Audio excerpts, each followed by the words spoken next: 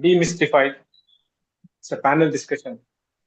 I welcome our chairman of KSC Dr. K. Rajgopal Shane, for today's program, and I request him to conduct the program today. Very good evening to all of you. Thank you, Dr. Sarvesh Rajaras. He is our secretary of the Karnataka State Chapter.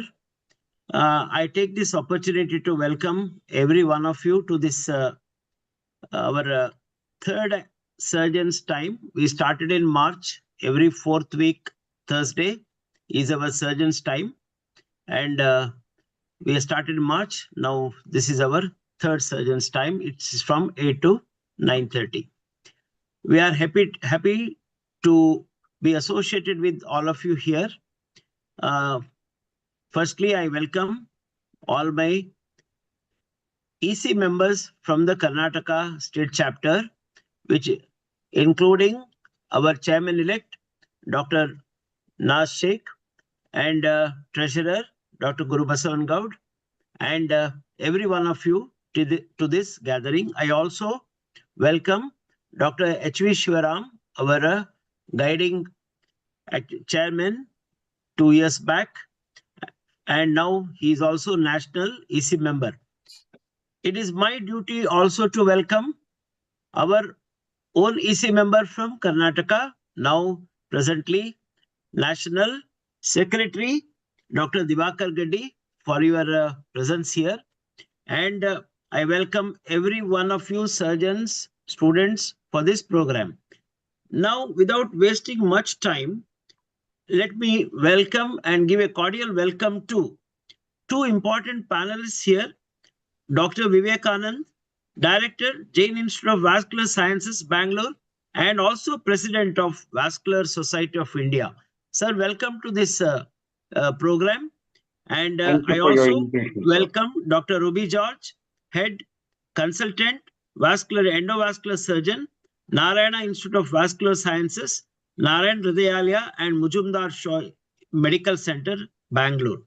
Thank you, Let me now hand over these proceedings to two of my very esteemed EC members, Dr. Sunil Joshi, Professor in Aero Department from Chikkaballapura Institute of Medical Science Research Center, Chikkaballapura, and Dr. Sangamesh. So these two EC members are coordinating today's program, and without wasting much time, I hand over this to Dr. Sangamesh, Assistant Professor of Surgery, Gulbarga Institute of Medical Sciences, and Dr. Sunil Joshi. Please take over from your side. Thank you, sir. Good evening, all KSC members, and thank you all for joining for this panel discussion on venous diseases demystified. And thank you all speakers for joining this evening panel discussion. It's a privilege to be a moderator for this panel discussion. And our objective at the end of this panel discussion would be to bridge the gap between the clinical practice and the said theoretical protocols and dive deep into the understanding of this venous diseases. So I am sure we'll learn a lot from our esteemed panelists. And as such, our profession, that surgeon, is an important risk factor for a venous disease, wherein it is said varicosity is a penalty for verticality against gravity. So without wasting much of the time, we shall begin with our today's panel discussion. Martin, can we have the first slide, please?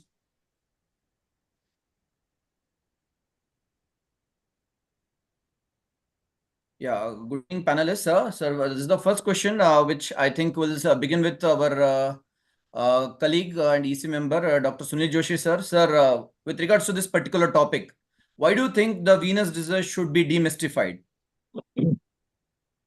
Good evening, everyone. It's a privilege to be here, and I welcome my co-panelists, Dr. Vivekananda and Robbi George here.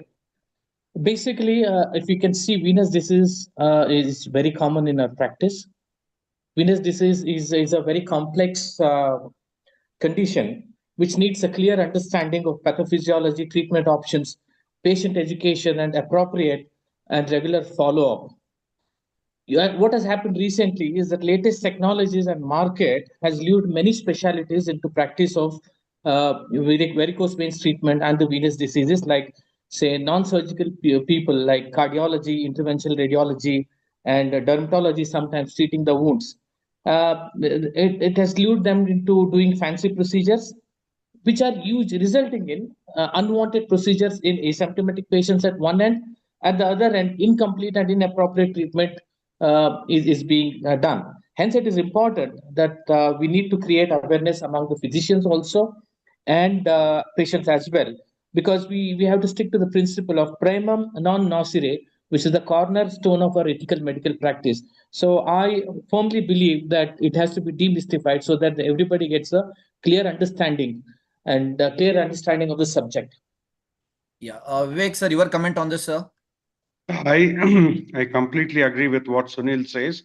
I think it's not just venous disease. All diseases need to be understood, and only when you understand how a disease is playing out will you be able to formulate a strategy. At the end of this panel discussion, hopefully, we want to take venous disease is not just varicose veins. Varicose veins is a very, very small part of venous disease. Unless we understand a lot of symptoms and how this venous disease presents, we will not be able to really demystify. Even at the end of 30 years, I'm still trying to understand various aspects of venous disease, but the understanding must go on. I think it's important for us to understand what the disease process is and how to tackle it.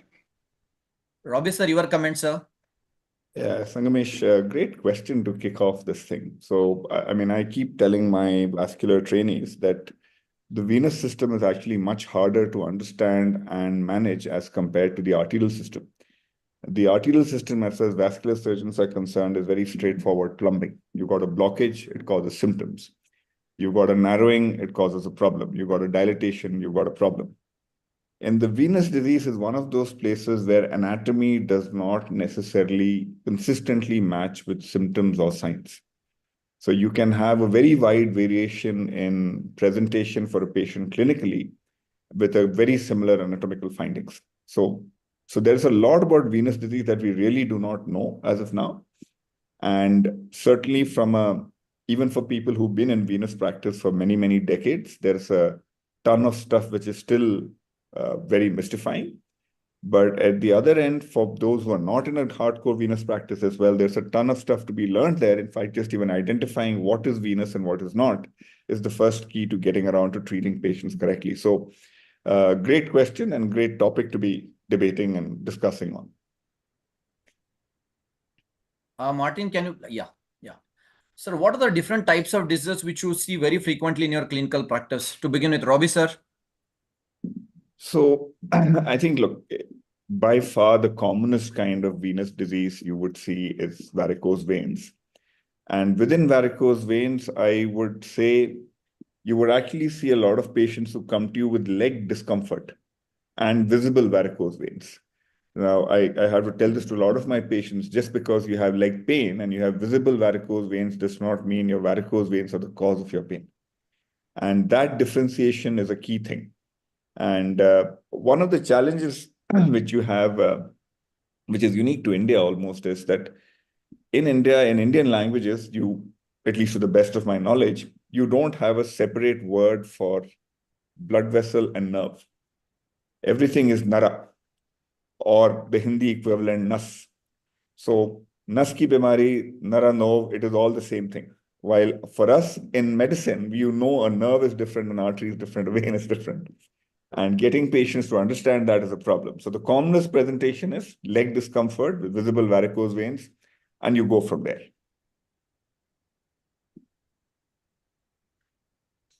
Vivek, sir, your comment, sir. The types of diseases which you see frequently in your practice. Like he said, varicose veins are pretty predominant, and it doesn't need a great amount of clinical acumen to make a diagnosis. But where we also get to see a lot of patients who are actually dumped because nobody knows what to do with them. They have mild leg swelling, calf pain, calf discomfort, especially ladies or those people who stand for a little longer time. And sometimes ladies who have worsening of cramps during the periods. All these things are part and parcel of venous insufficiency. But most commonly seen are pigmentary changes around the leg, little bit of swelling, towards the afternoon, hardness and stiffness in the leg, and obvious dilated veins. So it's these things which are not so visible that needs to be addressed, because those are the ones which are causing the symptoms. Usually dilated veins, you press on them, it's not tender. So there is something else happening underneath. So that is what we need to look into and address that. Martin, can we have the next slide? Sir, do you see any sex preponderance in men and women? And if you see, why? I think Dr. Joshi can pick up this question. Yes. So, a sex preponderance in men or women, we're not sure, because if I follow the Western statistics, it's more common in women because of various reasons, because of obesity, because of hormones. Hormones can lead to dilatation of the vein wall. So it's common in women according to the Western literature. But we don't have much of evidence here, but whatever studies have been done in hospital-based studies, it is the men who are very common. So I would say probably it is women based on physiology and the cause factors that I've said. But in our studies, in Indian studies, we've seen that many men, that probably is because they come to hospital more frequently rather than women coming for this thing. And many of the symptoms are masked in women, probably old age, joint problem, and other things. Men seek the hospital treatment. So I agree with the fact that it is more common in women for their physiological and hormonal related issues. Vivek, sir, your comments?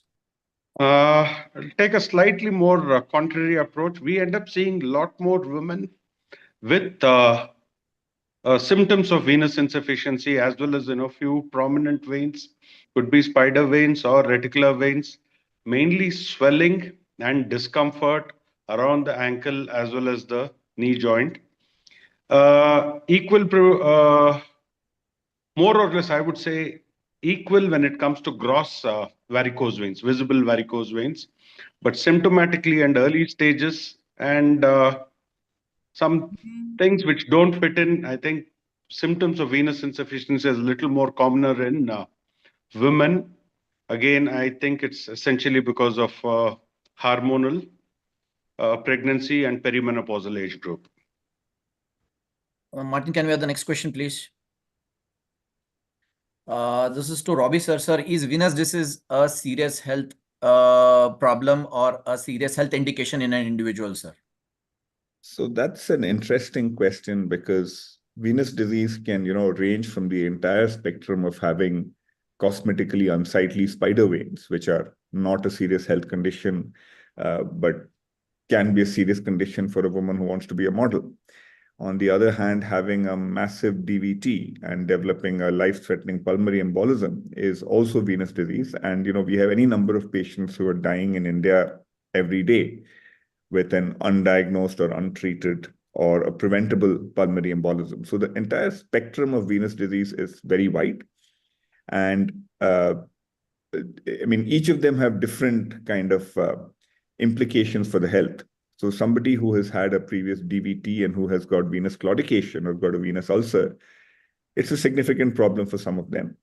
And well, there might be another patient who has something quite similar who's not quite so bothered about it. So there's a range which depends upon the patient, depends upon their needs, and depends upon the pathology you have there. So do you see any change of pathology in a right lower limb and a left lower limb in an individual when it comes to seeing varicose veins? Again, same, I think Dr. Joshi can take this. Okay, so venous diseases are slightly, you see preponderance in the right side. That's because of the venous anatomy and the IVC being on the right side, and compression of veins is a possibility by the artery. So usually they have a right-sided preponderance, and that probably explains. And yes, that's the only reason I can see that it's more common in right side. Vivek, sir, do you agree with what Dr. Joshi says, or you got a Yeah, I different? think Joshi meant, we've seen little more on the left side, and I think it's more to do Joshi, on you've the got your left right side and left compared to the right there. side. So all the things what he said is for the left side. So whether it's compression It's essentially not that right side doesn't. We have the same thing. It's the same blood vessel, but slightly more preponderance towards the left side, both towards DVT as well as towards venous insufficiency. We tend to see a little more on the left side. Sir, and why do you attribute that reason to the left side, sir?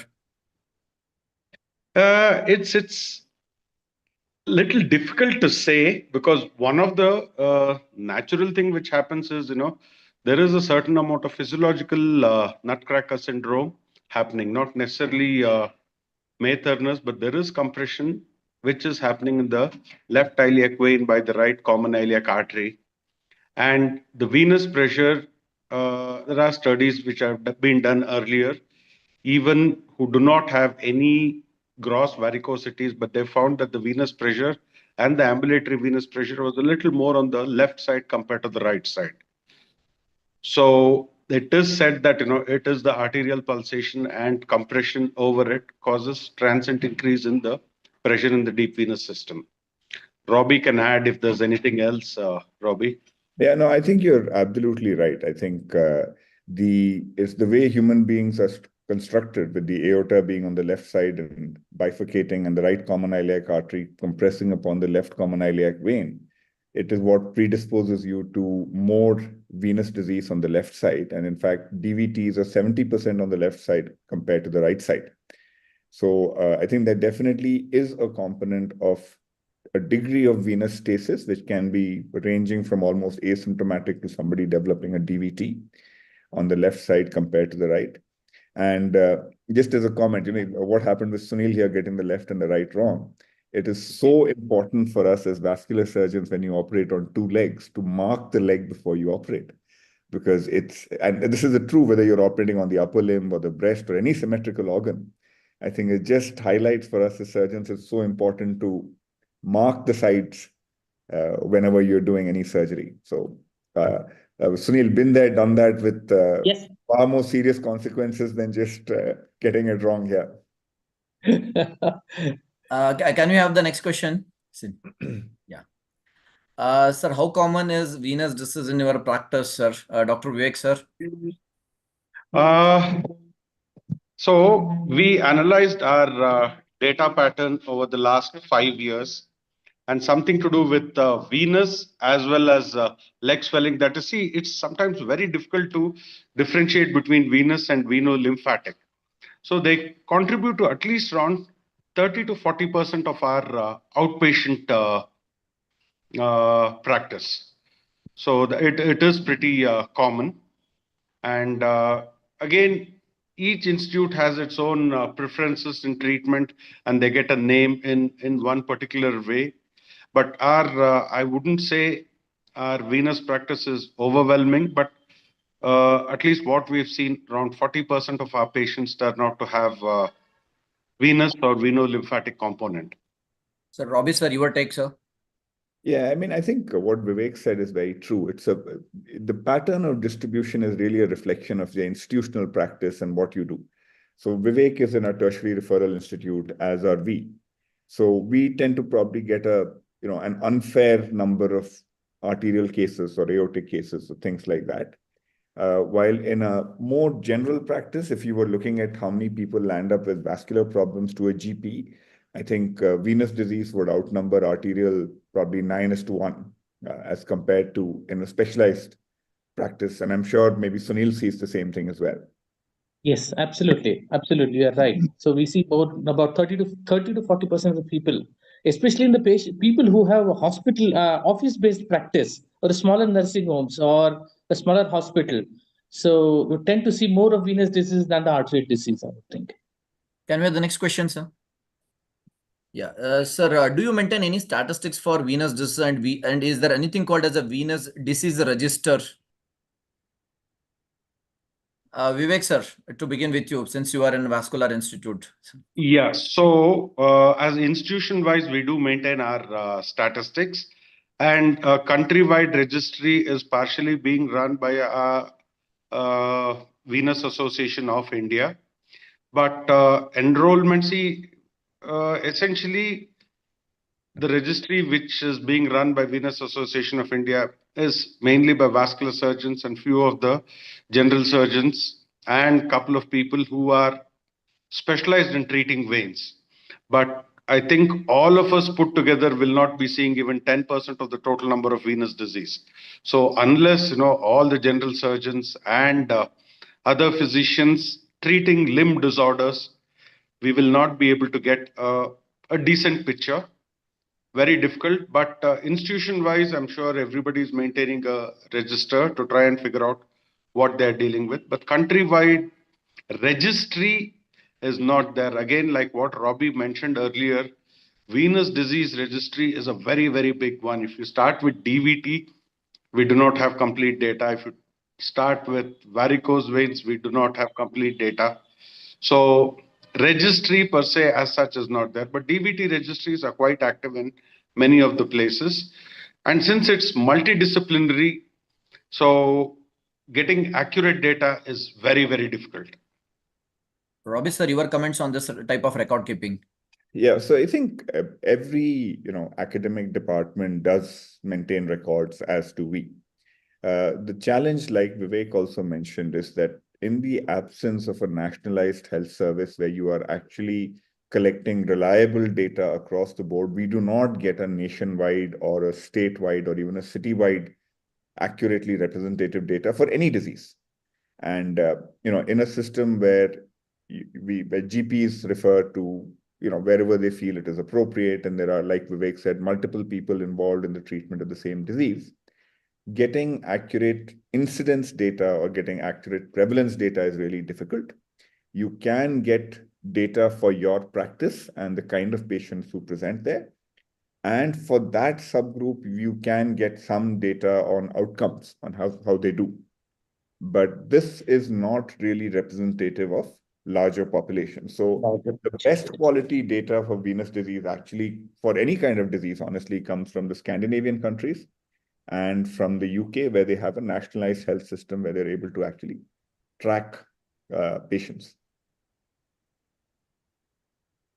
The next question, please. Yeah, sir, what are the risk factors that increase the likelihood of developing a venous disease? Dr. Joshi, sir.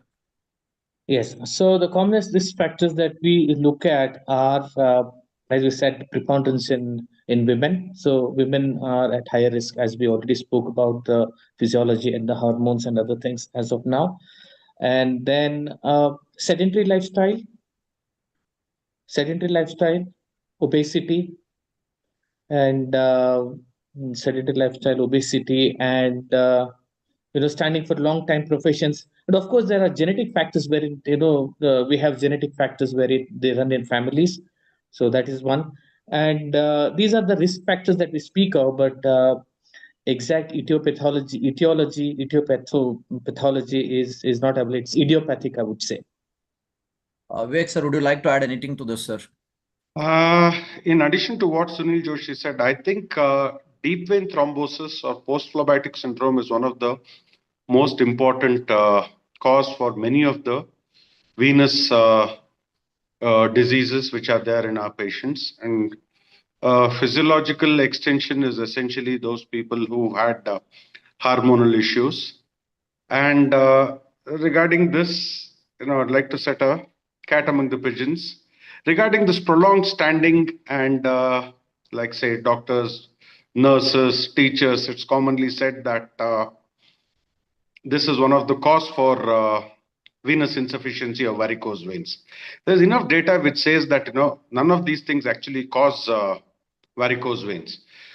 A venous insufficiency or valvular incompetence has already been caused for various causes. These are the conditions which worsen it. But saying that prolonged standing causes venous insufficiency is not backed by data. This is very controversial. I'd like to take it across to other people so that there is a misconception. Even we keep telling that but it does not cause, but it worsens in those people who have standing profession, or including hanging your leg down and sitting, because there also blood has to flow back against gravity. Robbi and Sunil, I think your comments on this. I completely agree with you, Vivek. I think it is very true that just being in a standing erect position, which is what human beings do, this is the price of being a bipedal creature, that you are in a vertical position, and it's how we are designed. And the risk factor that causes your valve to fail primarily is not to do with that, as far as I can see. The fact that after that you're standing for a long time allows for this venous incompetence to progress further down your leg and to actually cause the symptoms or the signs to develop. So I would, I would agree with what Sunil said. It is pregnancy, obesity. Most importantly, I think it's a family history, a genetic predisposition to that. Like Vivek said, a post-thrombotic syndrome, if you've got a May-Turner syndrome, which is significant. And these are the kind of factors which predispose you to getting your valvular incompetence in the first place. And then if you combine it with a lifestyle, that can lead you to have worsening varicose veins. Vivek sir, just quick comment on FOXC2 gene, sir. Well, I am not very, very aware of the current thing which is going on. I'll pass this question because we've had a discussion about this and there are a lot of things which I don't agree upon that. I'll pass this question. Okay, Robbi sir, could you just quickly comment on this FOXC2 gene? Because it's written these, now in many of the books. Yeah, I think a lot of these questions are designed to torture medical students and people who are taking their PG exams. So, I don't think there's anything wrong with knowing it. Its current clinical relevance and what you're going to do with it is probably something which is still in the ultra-academic research circles. It's not something which I would necessarily bring into clinical decision-making at all at this point of time. Yes. Yes. Can we move on to the next question? Yeah. Sir, could you please explain to audience what happens in veins when someone develops venous disease? Let me be more specific. When someone develops varicose veins. I think Joshi sir can take this question. Yes. So the ultimately, the pathophysiology about any of these venous disease is a reflux, either reflux or obstruction. So these are the two things. Whenever there is an obstruction or reflux, there is venous hypertension and venous stasis. Once this venous stasis develops, we have these endothelium gaps, and there is a leak of protein-rich fluid into the interstitial space.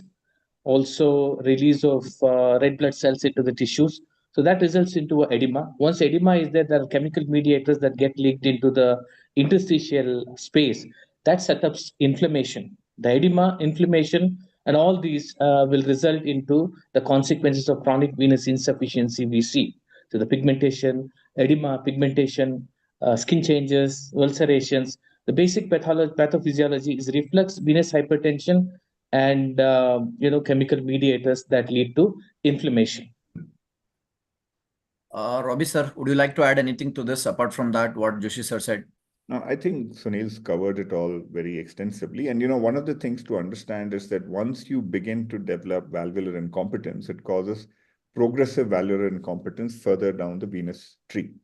And unless you are addressing the problem there. So when you talk of progressive valvular incompetences, that the high venous pressure at, say, level A will transmit down to lower down the leg, which is why varicose veins tend to progress over years, and which is why for you to start developing features of significant venous hypertension changes at the ankle level requires typically quite a few years or quite a bit of significant venous hypertension for that to develop. When you're getting the diapedesis and all the leakage of white cells and all the inflammation happening, that's something that does take time. Can we move on to the next? Sir, from the clinical feature, what is the most frequent complaint with which a patient with venous disease would present? I think Vivek sir, could you please comment on this? Yeah, in the initial stages, they usually present to us with calf pain, calf tiredness, tightness in the legs, stiffness in the legs. Over a period of time, slowly they start developing a little bit of swelling towards the end of the day. These are all how they're present in the early stages. And this is also part and parcel of venous insufficiency. At a later stage, they might start noticing prominent veins or pigmentary changes around the ankle and worsening of the venous dilatation.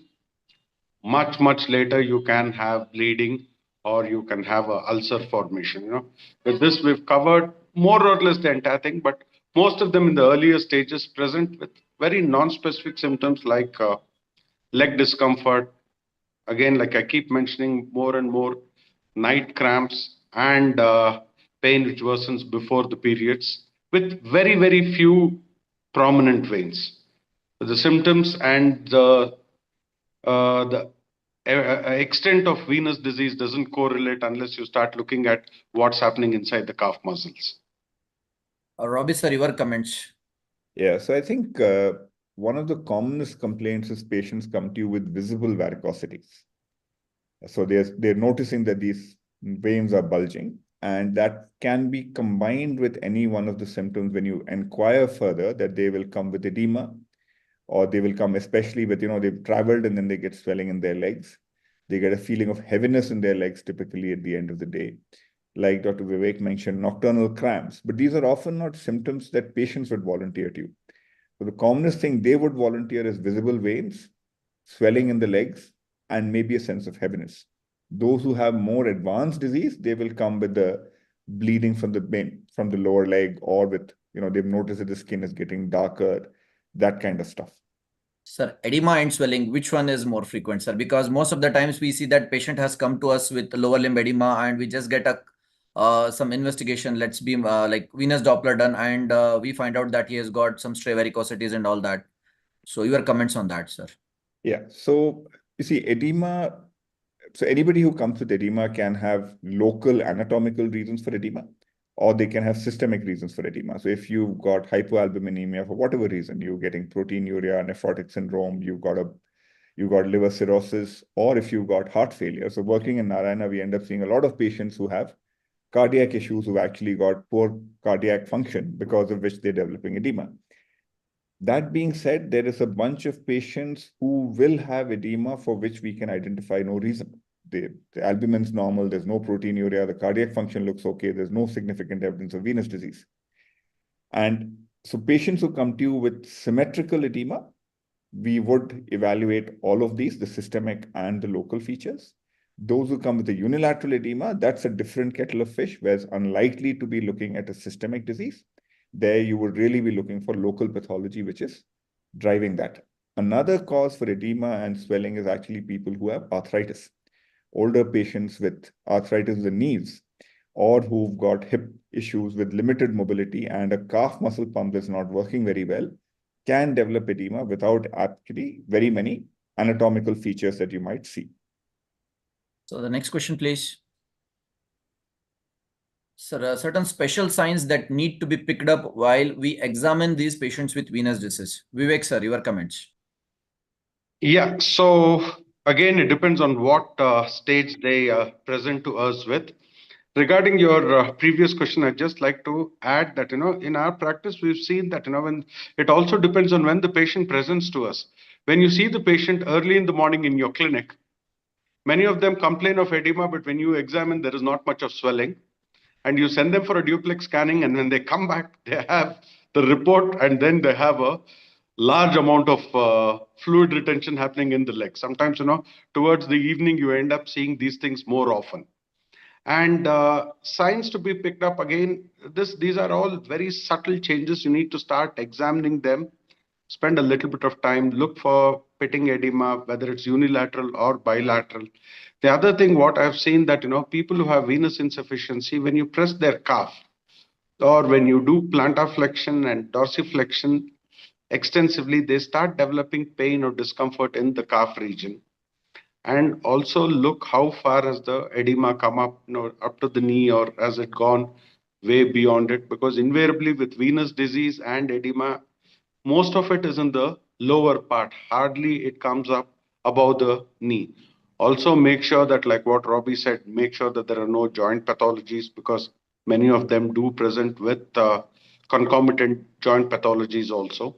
And when they have grossly dilated veins, needs examination going all the way into the groin, and a parabdominal examination also. A cursory one, but still make sure you put your hand on the abdomen to feel, and also to look at any dilated veins in the anterior abdominal wall. I don't want to emphasize too much on examining. The veins are very prominent in the leg. It's quite obvious. every surgeon, every physician will look into them. It's our duty to pick up subtle signs and symptoms and prevent it from going into gross varicose veins. Dr. Joshi, sir, your comments on the age-old teaching of the clinical examination test and the findings. The age-old test, what we keep doing, the tourniquet test and the Perthes test on all those tests. A very interesting question, because in clinics we emphasize so much about saying all these things about doing multiple tourniquet tests and other things. I am afraid if this is possible in a clinical setup we have when you have lots of patients coming in. All you know is what vein system is involved. Is it GSV or the SSV? And see till what you see the veins, and probably at the most you could just look for impulse at the saphenofemoral junction. But apart from that, tourniquet tests, other things clinically are not only they're good tests, but not feasible to do it. And well, as the teaching and other things go, the investigation has certainly a good investigation or wonderful tool has taken over the clinical examination. But Robbi, certainly sir, picking up yeah, features of pigmentation and ulcerations, other things still remain relevant. Okay, Robbi, sir, do you feel all those clinical tests, are they still relevant today? It's just your opinion, sir. Yeah, no, I think Sunil is very diplomatic. I'll be a little more rude and brutal here. Look, I really don't think in today's day and age they actually have a clinical relevance, and I think it is something that we should do away with. It's not enough information there to actually take a sensible decision to treat your patient. And fortunately, India has got great access to ultrasound available literally in every far corner of the country where somebody would be dealing with varicose veins. A Doppler scan is a reasonably well done Doppler scan is available in most places. And I think a lot of these tests should be consigned to the museums of surgical history, as you know, we used to do that. It was great, but I think we are beyond that time. Is my Vivek, sir, your comments. Well, we'll be upsetting a lot of general surgery teachers when we say that, last 25 years, I've not done any of these tests. But I'm not saying, for general surgery, yeah, maybe they need to examine, get a hang of how to examine for both different tests to pass their exams. But clinical relevance, like what Robbi said, it is slowly going away. And I think, the students must be in a position to start interpreting the results which come. It's important for us to read the duplex scanning. We get the reports. Like he said, every district, every taluk has a ultrasound machine now, and it just needs a different probe. You get the report. Now, the problem, what happens is there is no uniformity in the reporting. Once the report comes, everybody is looking only at SFJ and SPJ reflux. They're not looking at other things. So in the clinics, in addition to all the clinical examination, which more or less is irrelevant now, but I still think needed for general surgery PGs. But as you get into practice, you don't use it. So The next question, I please. would just like to Yeah, add please, sir. one comment to this. I think in the modern world, the ultrasound probe is really an extension of the clinical hand. And whether it is in the abdomen or the neck or in the lower limbs for varicose veins, that is how we should treat it. And it just increases our ability to accurately diagnose and disease and to plan for its treatment. And that is really what we should be teaching the next generation of surgeons who are going to treat us in our old age. So, I mean, I would be a great proponent for we should be making that more and more the focus of what we teach people. The next question, please. Understanding and interpreting a duplex ultrasound is very, very important. I think we should focus on that as well.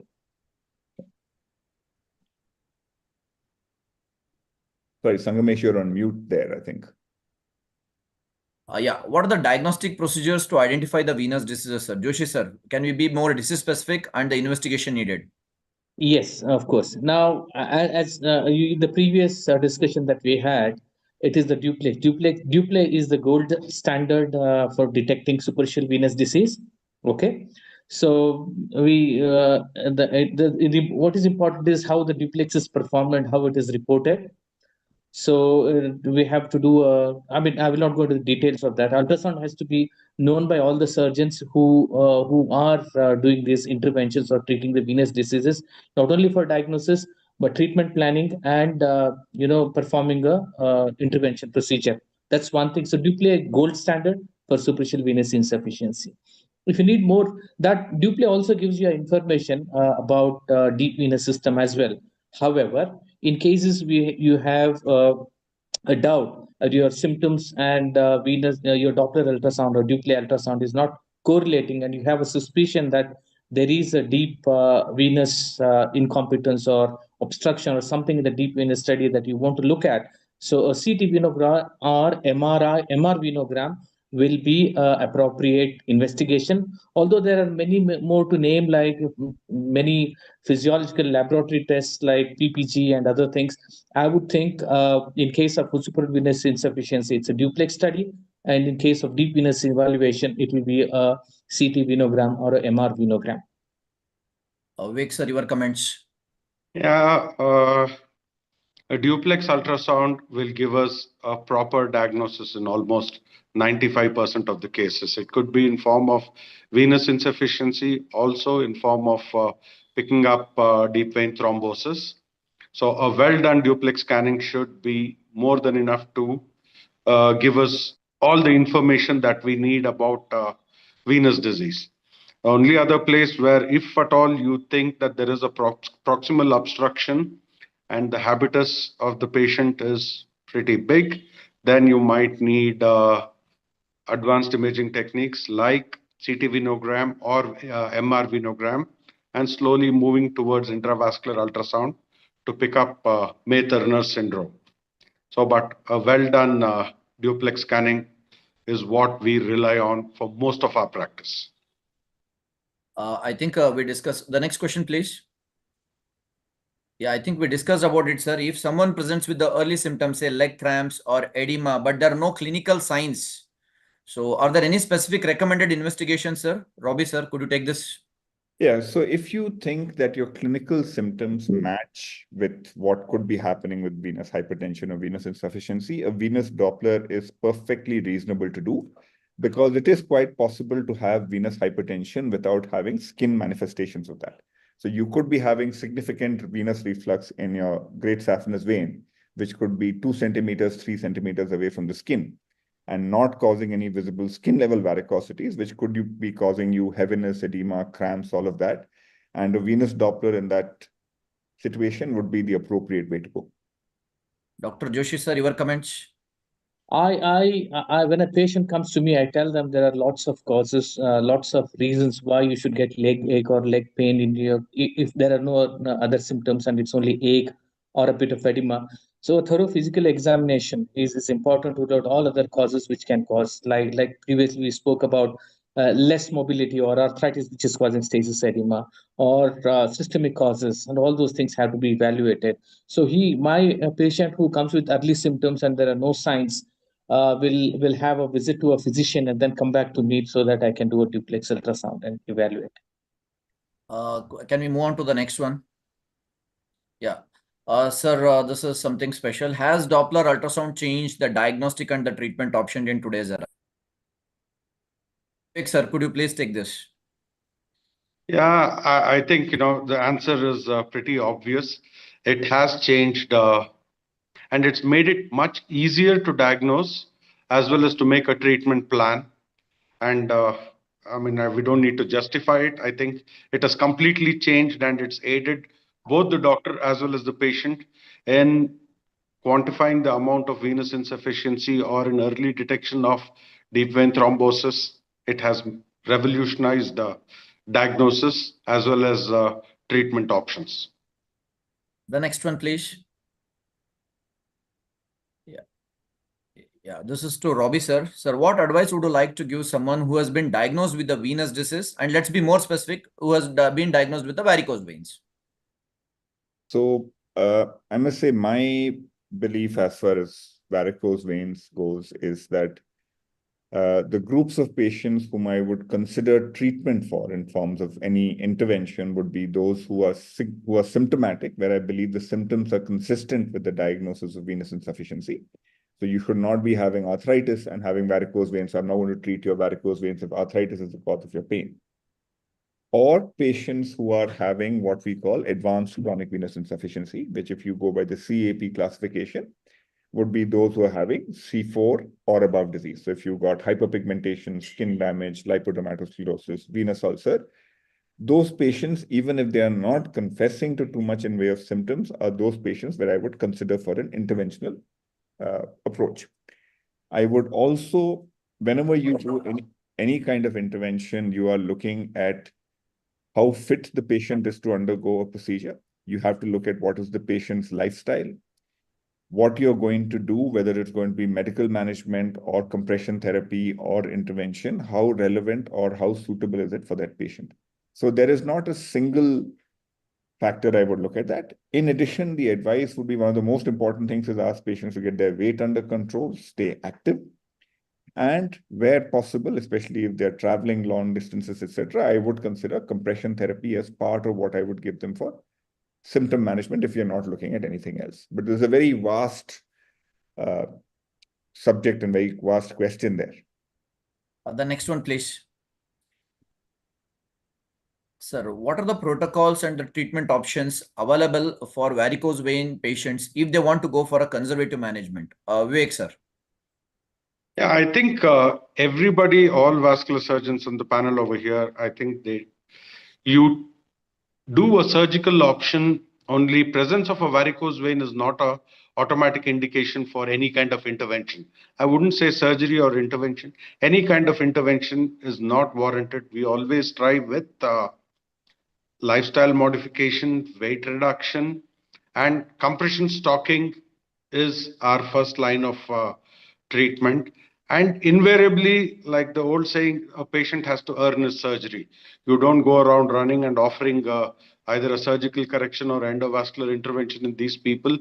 Look into the symptoms and see if it fits into what is clinically and diagnostically confirmed, because many of these patients have a lot of other things and they think that you cure the varicose vein and all their symptoms will disappear. So you need to apply.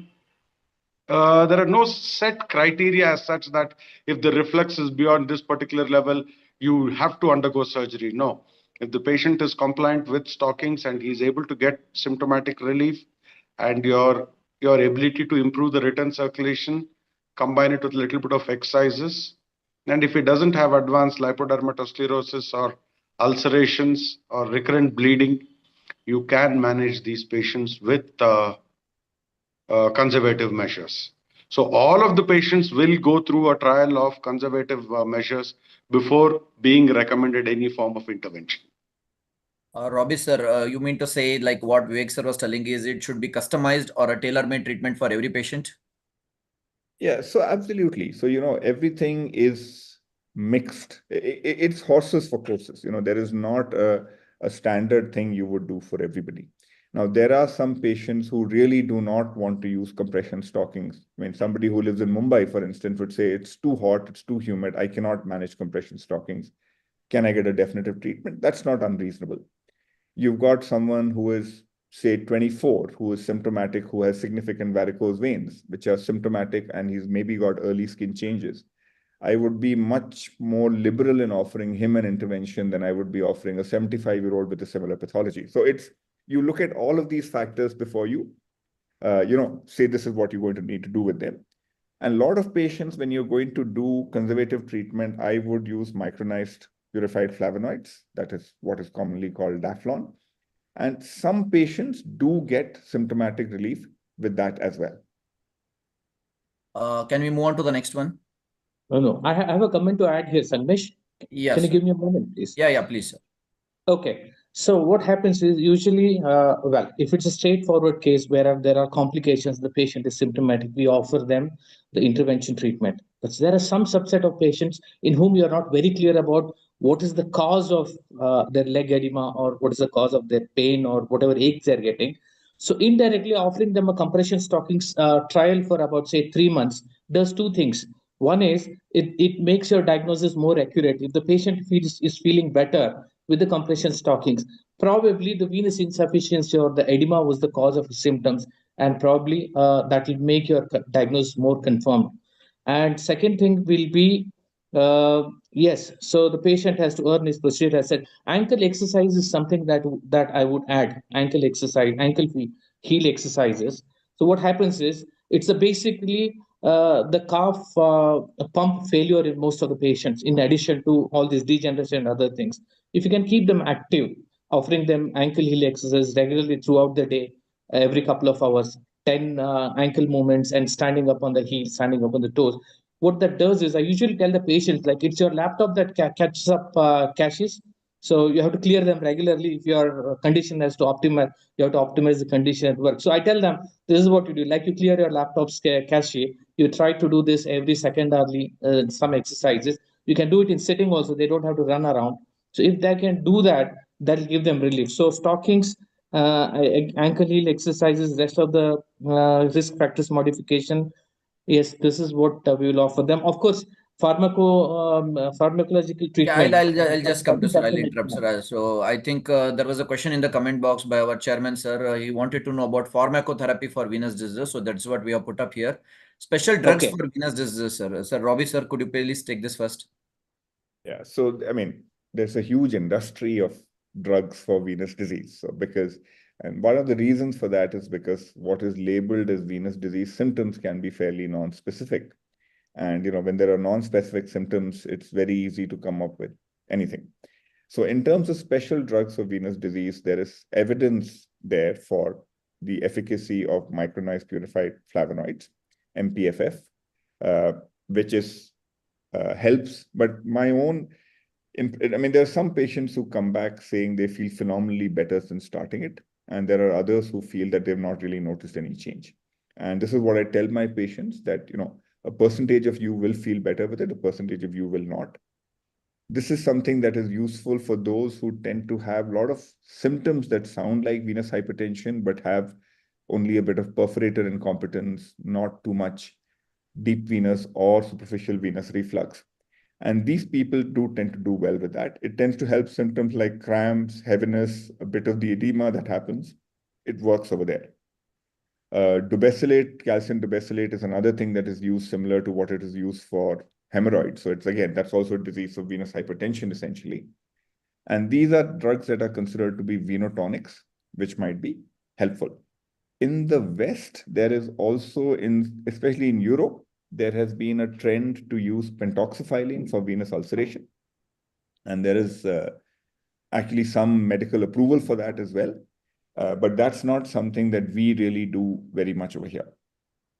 Vivek, sir, anything to add to what Dr. Robbi, sir, said? No, I think Robbi has explained in detail. The commonest drugs, what we use is MPFFs, less of dobicillate, and we do use pentoxifylline for treatment of venous ulcers along with MPFFs. And I personally think, and there's enough evidence to say that these drugs work well with some amount of compression. And let's not leave out the exercises which are absolutely needed to activate the calf pump. So combination of all these things will definitely help in relieving some of the symptoms of venous disease. I think we have a few more things to discuss and we'll be slightly more quick now. So can we move on to the next one, please? Sir, any special wound dressings to be advocated in patients with venous ulcers? Your comment on 4-layer dressing, Robbi, sir. 4-layer dressing is magic. You should know how to do it if you're going to do venous compression, if you're going to manage venous leg ulcers. And one of the things is, when you're doing venous leg ulcers, please do not use topical betadine, irritants, anything over there. The skin is highly irritated and highly reactive. So you just need to use as bland dressings as possible. So essentially what is there in a 4-layer kit is perfectly adequate for you to use.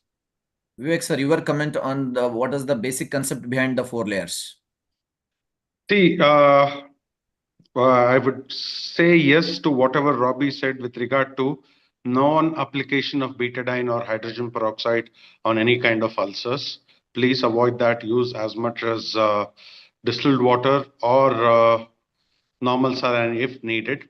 And most of the venous ulcers which happen in the lower 1/3 of the leg is essentially because of venous hypertension and increased ambulatory venous pressure. And a 4-layer bandage will not only reduce the edema, it will also help in reducing the interstitial leakage of the WBC products, which also causes worsening of your ulceration and the satellite ulcers. And it definitely improves the venous hypertension, especially the last layer, which is the Coban kind of layer. It's worked wonders for most of our patients who've got venous ulcers, long-standing venous ulcers. The next one, please. Lifestyle modifications for better venous health or problems. Dr. Joshi, sir, could you please take this? What are the lifestyle modifications for a patient? We have already spoken about this, trying to lose weight and trying to be active, healthy exercises to activate your calf muscle pump, right? And I think these are some, of course, you maintain your health style, control your diabetes, hypertension, and I think these are some of the modifications that can be done for better venous health. So it was discussed. We'll just quickly move on to the next one, sir. The next question, please. Yeah, coming to the surgical treatment, sir. What are the early symptoms and signs which are the indications for surgery? Vivek, sir. When you say surgery, I would take it as both as open surgery as well as endovascular intervention. Most of the cases, the patient has to ask for it. If the patient is bothered by the dilated veins, then one of the relative indications, what we would definitely recommend is presence of an ulcer or a healed ulcer, extensive lipodermatosclerosis, and recurrent episodes of bleeding.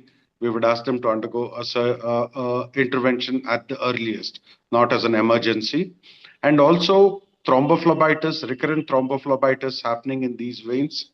Once the thrombophlebitis settles down, then we ask them to undergo a intervention. Robbi, sir, any other special additions to this? I would completely agree with Dr. Vivek. So advanced chronic venous insufficiency is an indication for, I tell patients this, the only time when I would say you definitely need varicose vein surgery is if you've got advanced chronic venous insufficiency.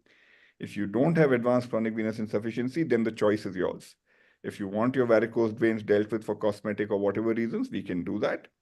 But other than that, you don't compulsorily need surgery from a surgical standpoint. Yeah, the next one, please. So the options of different surgery. So when it comes to varicose veins, we have different options of surgery. So now my question is, should the patient choose the surgical procedure or the surgeon operating should choose the surgical procedure? Vivek, sir, your comments. Yeah, it's both. We've stopped offering conventional open surgery as an option to our patients because I think, we used to do till around 12 to 15 years back, we used to do almost around 15 to 20 open varicose vein surgeries. And we used to like that surgery. But I think now you're getting similar results with much minimally invasive procedures. So in minimally invasive procedures, you have various options. I'm not condemning the other option, but I think things are slowly moving away from conventional surgery into minimally invasive options. Robbi, sir, your comments. Yeah, I think it depends upon where you're practicing in a sense and where your patients are coming from. But I think open surgery done well is as effective as an endovenous laser ablation or radiofrequency or whatever. And one of the reasons, endovenous procedures tend to be more effective is because they're ultrasound guided. So if you can do an ultrasound guided open surgery where you're marking the saphenofemoral junction with ultrasound and you're making sure that you're taking out the great saphenous vein, which if that's what you're going for, it is as effective. So it's a very effective surgery in places which are resource poor. It is better than doing a laser with a laser fiber that has been used 40 times because that laser fiber is not going to work. Just because you're calling it a laser does not make it the same as a laser which is being used the first time. It is inferior to open surgery. So open surgery has a place for the right kind of, in a certain appropriate environment. And the other options, you've got endovenous laser, radiofrequency, glue, all of those. Like all surgical decision-making, a lot of it is a shared decision-making between you and the patient. And that, I think, applies here as well. Joshi, sir, your comments on in Yes, today's era, what are the indications for venous stripping? Yes, I have a different kinds of practices actually. I work in a corporate wherein my treatment option is endovascular intervention, and laser is used only once, and I dispose it off. Number two, in a nursing home, wherein I reuse the laser fibers to make it cut down, and it's a tier 2 city, so I cut down the cost by reusing the lasers. But I don't. We use it only for 2 or 3 times, not longer than that. And in my government hospital, I don't have any endovascular opportunities to do a procedure, so I still continue to do high ligation and stripping of the veins. So it depends on the hospital resources. That is one thing. And there are specific indications for open procedure, like say there is aneurysmal vein dilatation, or let's say we don't want a patient who has got recurrence. Recurrence needs open surgery. Recurrent, not always, but unless you have your patient might want to do it. So that is the case. These are certain setups conditions where you can definitely go for a open procedure. We'll move on to the next one, please. Yeah, so I think as we are just approaching the end of this small panel discussion, so this question is first to Vivek, sir.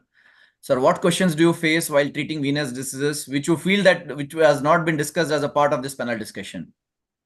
No, like I told you earlier, all the concepts of venous disease get limited to varicose vein surgeries.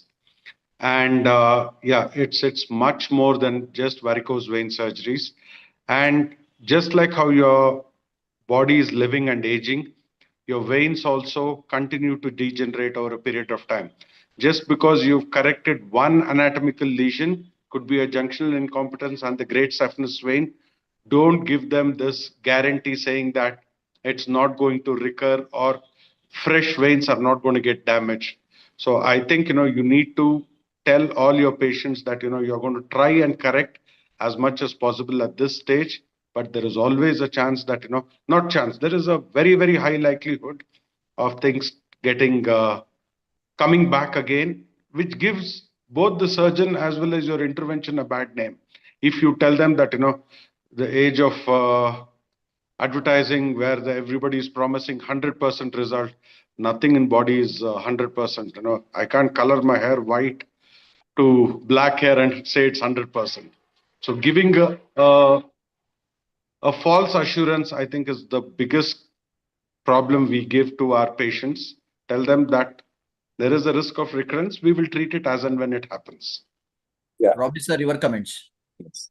Yeah, I think, like Dr. Vivek said, I think one of the challenges is, when you're talking of dealing with venous disease, is when patients come to you with symptoms that kind of match with venous disease, but you don't find any anatomical finding that matches with that, that's one patient group that is actually difficult to treat. And that's a question which I don't have an answer to sometimes. To some extent, I don't think we have been very good at answering how to deal with isolated perforator incompetence and its clinical relevance and how best to treat it. That's one bit that we have left out. हमारा receptionist है क्या? There is. बच्चा हमीद बोल के है क्या? Hamid, Abdul Hamid. So, host, could you please mute the other people, please? Yeah. Done, sir. The other thing is, and I think Dr. Vivek and even Sunil alluded to, venous disease treatment in India is probably getting a bad name to some extent because of the way it is being practiced with, excessive reuse of laser and RFA fibers and an inadequate, poor quality of treatment being done. So nowadays, the number of patients who walk in coming and asking, I have heard varicose vein surgery doesn't work, it all comes back again. So in the best of centers globally, also, you'll be looking at about an 8 to 10% recurrence rate. And that is when they're doing things the right way using everything else. And in India, when things are not being done currently, the recurrence rate becomes a lot worse. And that contributes to a poor name for the therapy, the surgeon, for all of that. So that's something which I think is worth talking about. And, like what Sunil is doing, that, it's the same practice in our corporate hospital. For every single patient, we will use a new laser fiber and we discard after that. Because if you're going to do it right, otherwise don't do it. Sunil, sir, your quick comment on this question. Yeah, most important thing would be to discuss about the post-operative complications with the patient. This is what we are not addressed. I think recurrence has been addressed. We spoke about recurrence a couple of times. And some of these patients come with an expectation that all their veins will dissolve and you'll not be able to see anything. Cosmetically, they get better. Of course, we do add procedures like phlebectomies and sclerotherapy and other things to get them to as near normal as possible. But patients can have dissatisfaction if they have some visible veins left behind. We call them as residual veins. So we addressed about that. And another thing would be nerve injury and other complications which we have to. I think we have to go through, because nowadays people have access to Google and everything has been given. If you are as close to the information as it is available, freely available everywhere, the patient is most likely to trust you and come back to you. That is one important thing. Number two would be anesthesia. Now, lots of advertisement goes on saying that, okay, local anesthesia, 15 minutes procedure. We have seen so many ads going on and people doing it. If you have to do a justifiable job, I think you will require a spinal anesthesia or a quick LMA, general anesthesia, if you want to address the main GSV trunk as well as perforators, and if you want to address the gross varicosities, which we commonly get in our patients. Can we move on to the next, please? Yeah, sir, before we move on to this recent advances, I just want your quick comments, and then because we have some questions to take up from the chat box. So Vivek sir, newer or the innovative methods in the treatment of varicose veins, your comments, sir. Yeah, like I told you, slowly things are moving away from conventional surgery into minimally invasive procedures. But the day is not far away. I would say at least 8 or 10 years down the line, it will be surface treatment of visible varicose veins, where you have ultrasonic waves, which causes the same kind of effect what a laser does inside the lumen, but it's already been tried out, clinically proven successful, with a recurrence rate of almost around 20%. Unlike endovenous procedures, which have a success rate of around anywhere between 92 to 94%. But those days are coming in. And you have to ablate the great saphenous vein. If you're talking about SFJ and GSV reflux, the methods are different. So, but basically, whether you use a laser or a radio frequency or any other forms, glue, and now the steam, you have various methods, but basically you need to ablate the great saphenous vein. But the way I see it is, it's going to become less invasive than what it is now. The host, could you please unmute Dr. Robbi? Please unmute Dr. Robbi, please. Yeah, I've done that. Thank you so much. Sir, your comments. Yeah, I think Dr. Vivek's covered the one. So, you've got high intensity focused ultrasound, you've got microwave. Glue is a relatively newer kid on the block as far as India is concerned. And there is potentially on the horizon, there might be some kind of medical therapies, just pills which might be looking to address all of this. But as of now, the technology is looking at how to ablate the reflux, how to prevent the progression. There is also some focus on, there's increasing focus, which is actually relatively newer, on addressing the deep venous component as the trigger for developing superficial venous incompetence. There is another bunch of patients who do not have superficial vein incompetence, but only have deep venous incompetence, where they have either obstruction, where you're looking at a deep vein stenting or an angioplasty. And there's a small subgroup of patients who have primary deep vein valvular incompetence, for which we used to do valve reconstructions, valve replacements, all of those kind of things in the past. In fact, there's presently an ongoing trial where there is a artificial valve available that you can actually implant into the deep veins to render the deep vein competent. So there are things on the horizon which will open up areas which we have not been currently treating. Can we move on to the next one, please? The next one again. Yeah, sir, quick comments. We'll start with Joshi, sir, and then I think we shall be winding it up. Sir, artificial intelligence in diagnosis and treatment of venous diseases. Dr. Joshi, your comments. Okay, so AI is already everywhere, also in the medical field. So quite naturally, it will get extended to the vascular or the venous diseases as well.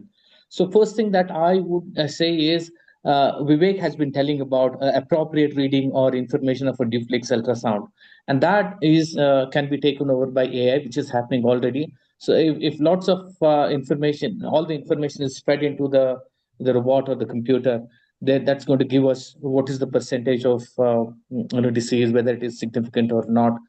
It's going to give out everything to the surgeon, but that is one thing.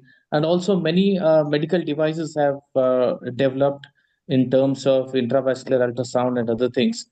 So yes, it is making a inroads, but I would let Robbi and Vivek take this question as well, in addition to what Vivek, sir, first. Yeah, AI relies entirely on data which has already been generated. And I think in our country, reporting standards for evaluating a venous disease has not been developed at all. Each center, and in each center, different radiologists interprets in a different way. Unless we get good data and standardization, it's only then you can start applying these things. But in reflux and maybe timing of the reflux, maybe they have a role to play. I'm not sure that I can give you a good educated guess. Yeah, Dr. Robbi, sir. Yeah, so in information and data processing, there's a very nice statement which is garbage in, garbage out. And if we are going to feed in garbage, we are going to get garbage results, and AI will give you that. That's not a problem. And like Dr. Vivek mentioned, all the data we have, even in terms of symptom assessment, is all from the Western world. We have almost no good quality data from the Indian world where, how do patients describe heaviness in Tamil, Telugu, Kannada, Bengali? We only know how it's described in English. The symptomatology people have in India is very different, very variable. And when I say India, I also say India is 5 different continents and 5 different countries. You've got somebody from a rural village and you've got somebody from Sakar Nagar. They have different needs, different expectations, different wants. And you can't apply the same yardstick to all of them. So I think there is a place for making the diagnostic and treatment decision more structured rather than just being by the feel the way it is today. But I don't think we are quite there yet in terms of having the quality with which we can give a good, reliable output. Can we move on to the next one, please? Yeah, the next one. Sir, there are many questions in the chat box, so I think we'll take up those questions rather than going for this case scenario. So can you move on to the next one, last slide? Yeah, I think we are done with this panel discussions. We have got some to discuss from the chat box. So I just pass on from here to our chairman, sir. Chairman, sir, whichever questions you feel appropriate to be taken up, could you please take up those questions? Because there are many questions in the chat box. Yeah. The few chat box. For example, commonly asked question is below stockings are better or above knee? So who should? Yeah, Sunil, go ahead, Sunil. Okay. So I usually look at the information about where the incompetence is. Depending on that, I would ask them to, if there is a higher up reflux, I would ask them to wear above knee stocking. And if it is just a perforated incompetence or something like that, then I would usually suggest a below knee stocking. But having said and done that, more or less, wearing at least a below knee stocking is much better than wearing a above knee stocking. Yes. Much better than not using it at all. I'm sorry, not using it at all. So below knee stocking is advisable for all the people. If there is a higher reflux in the where I'm treating them for a trial or something like that, where I'm going to operate and I would want them to continue post-operatively, above knee stocking is ideal. Yeah, Sangamesh, you can take all the questions, no problem. So another 5 minutes, the 10 minutes, no problem. See, for Joshi sir, example, there are yeah. questions. Yeah, please go ahead. Go ahead. Joshi sir, could you please open up the chat box or take up the questions, whichever you feel is appropriate? Okay. All right. Now we spoke about pharmacotherapy. We spoke about. There is a question to ask whether limb elimination is going to help. What is the role? Hello.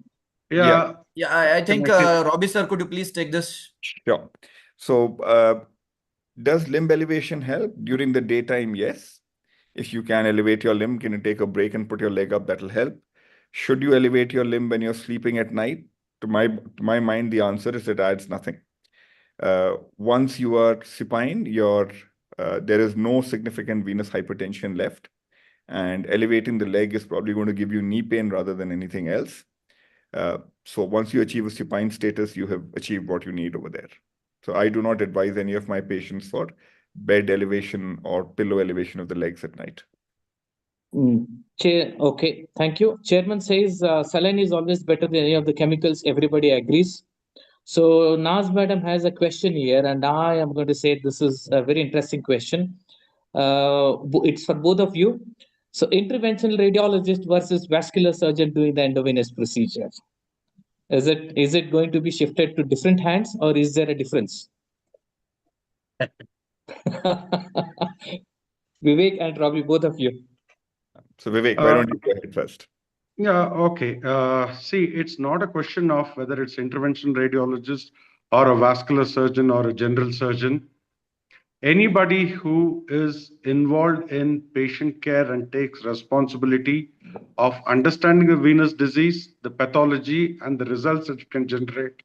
Yeah, if you're looking only at ablating the great saphenous vein by either methods and giving foam sclerotherapy, anybody is as good. But if you think that venous insufficiency is more than just ablation of a vein, treatment of the patient as a whole, I think vascular surgeons and general surgeons are far better than intervention radiologists.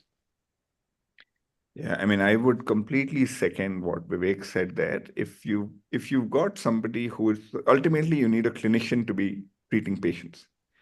And all said and done, general surgeons, vascular surgeons, people who have worked on the wards with patients throughout their residency, have spent their nights with patients. You see what people go through, and you've got a clinical understanding, is different from somebody who's a proceduralist. And unfortunately, a lot of interventional radiology training is after you spend 3 years looking at computer screens or scans, and after that you do another 3 years of doing procedures. So they've not really been working with patients or assessing symptoms or signs or managing that. So you need someone who has done that if you're going to be taking on the entire care of a patient. And as far as I'm concerned, if a patient comes to you with, a patient does not come to you saying, I have varicose veins that need treatment. Some of them do, but largely they come to you with, I have a leg with this problem. And then you make a clinical assessment of what is the nature of the problem and how best should we treat it. So I think you should have clinicians doing clinical procedures, and clinicians should be appropriately trained in all aspects of what is required. I think we can take one more question. Holistic approach that is required. Holistic approach. How do you the they're good at managing the wounds?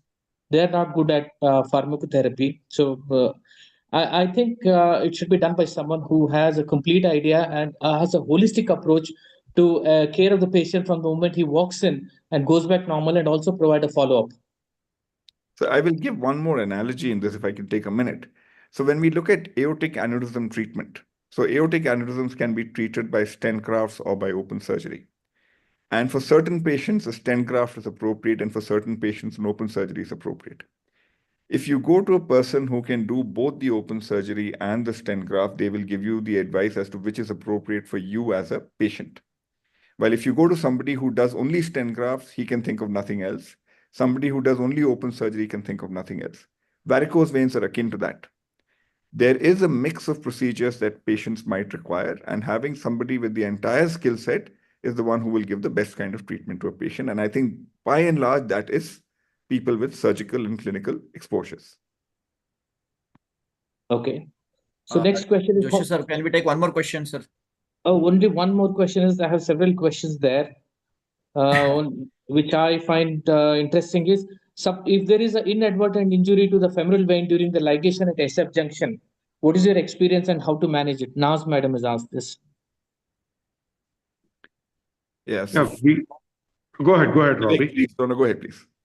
No, we do get referrals, and we have seen quite a few cases of being called to smaller places or nursing homes, or including general hospitals, where there has been an inadvertent injury to the femoral vein.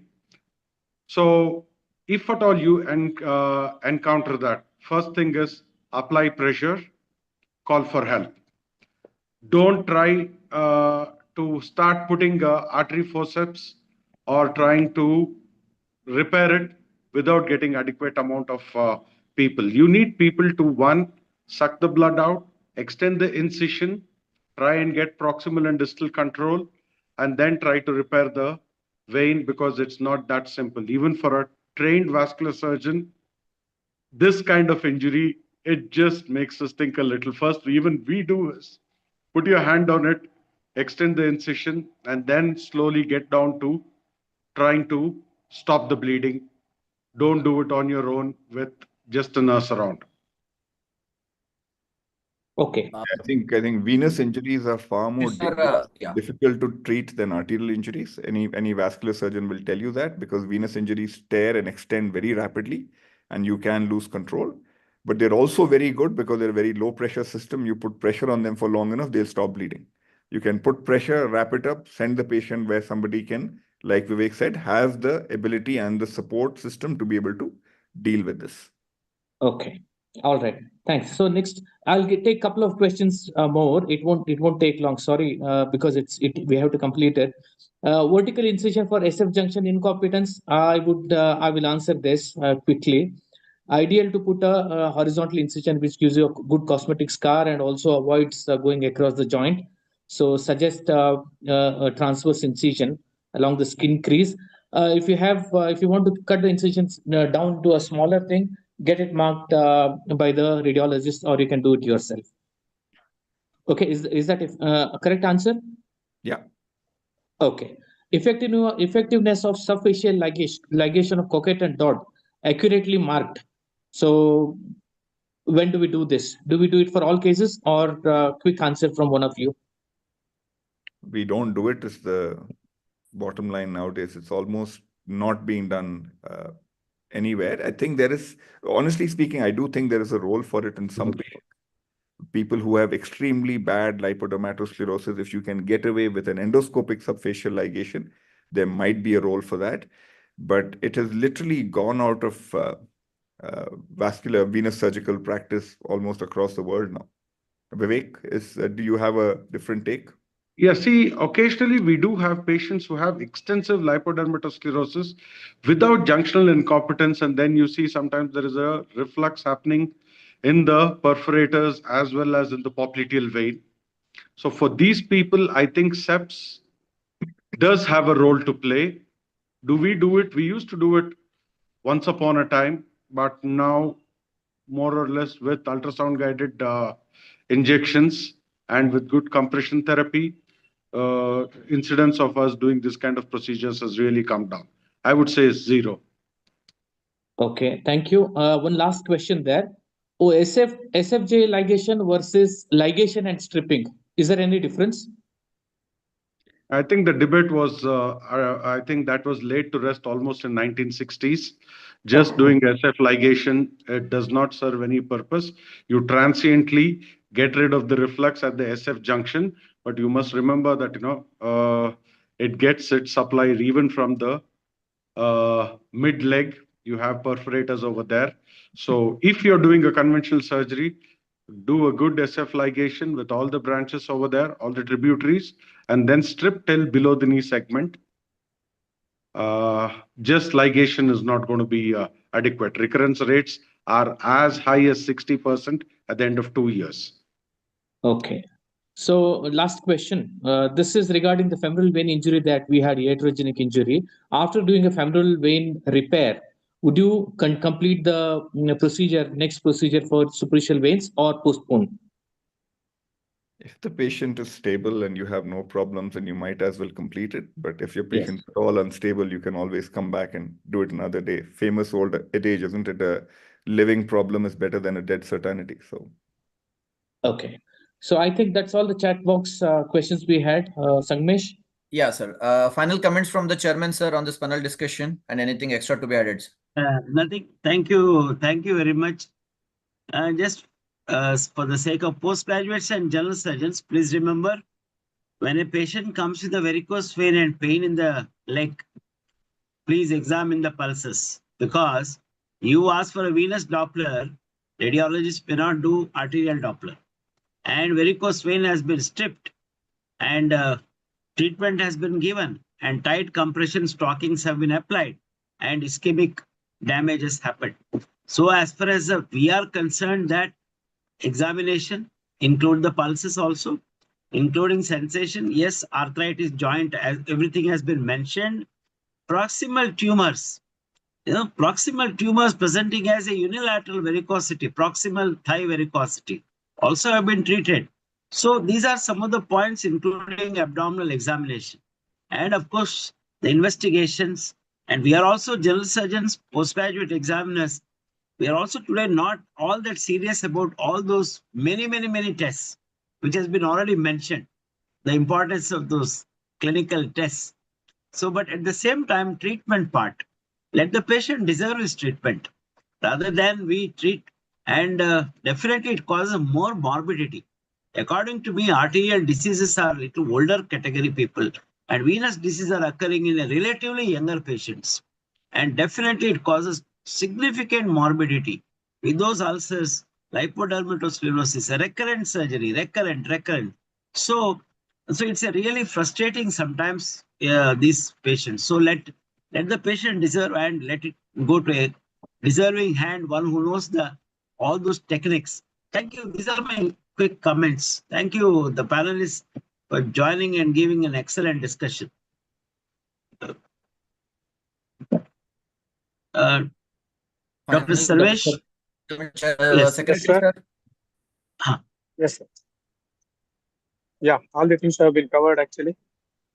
Now I will go for the vote of thanks.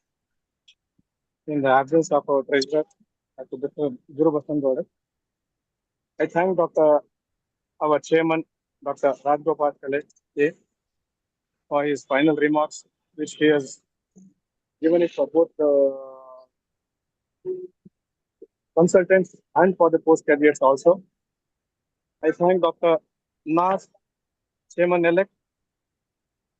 I thank Dr. Sangamesh, who is the moderator for today's program, and the panelists, Dr. Vivek, Dr. Robbi George, Dr. Sunil Joshi, who are our EC members also only. Then I thank all the GC members, EC members, and all the members of KSC SI who have all participated in today's program. And I also thank Dr. Tejaswini Vallabha who have joined late. I thank one and all. I thank our keystone for today's program also. I thank one and all. Thank you. Thank you all. Good night. Okay. Thank you. Thank you, Robbi. everybody. Thank you, Vivek. Thank you very much.